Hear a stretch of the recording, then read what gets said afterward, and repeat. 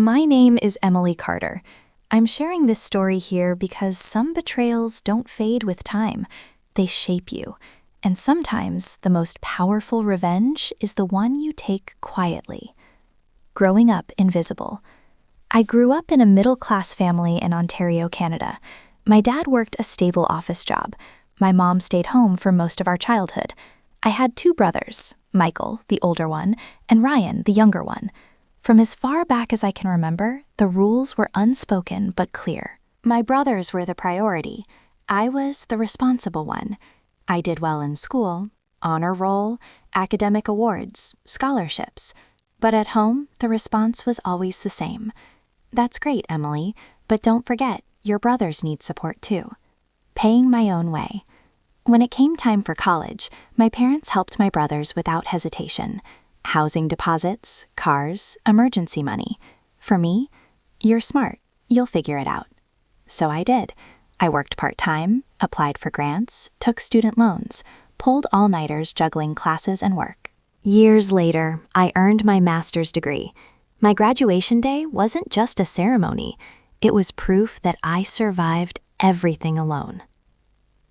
The day I thought everything would change, I booked extra seats for my family at the university commencement, sent reminders, confirmed times.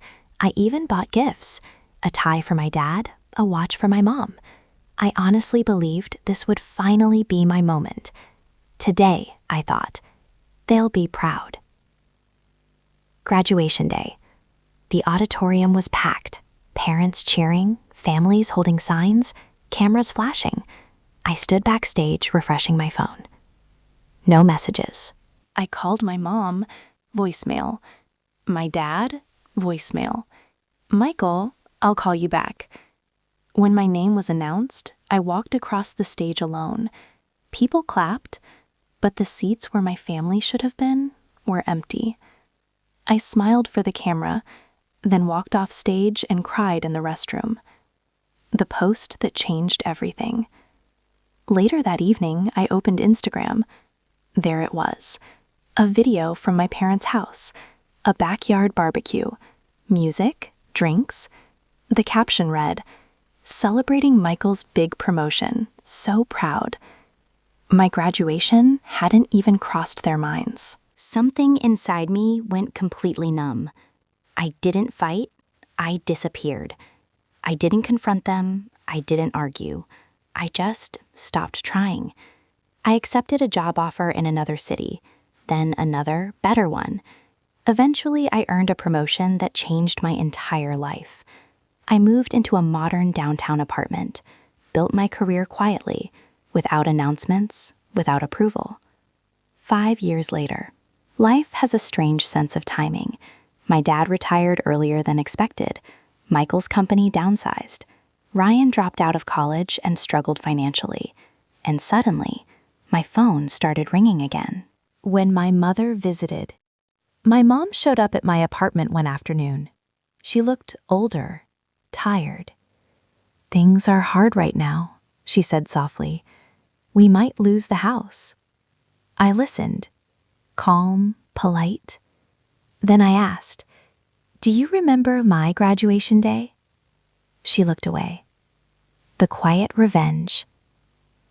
A few weeks later, my parents decided to sell the house to avoid foreclosure. They needed help. I agreed, but only on my terms. I bought the house, legally. Clean paperwork, no drama. When the documents were signed, my dad stared at my name on the contract. "You own it?" he asked. I nodded, just like I owned my education, my struggle, my success. The moment it hit them, I didn't kick them out. I didn't raise my voice. But from that day forward, the power shifted. Decisions went through me. Respect wasn't optional anymore. They finally saw me. Not because they wanted to, but because they had no choice. Final thoughts. Sometimes revenge isn't loud. It doesn't come with shouting or anger. Sometimes it's quiet success and letting people realize, far too late, that they underestimated the wrong person.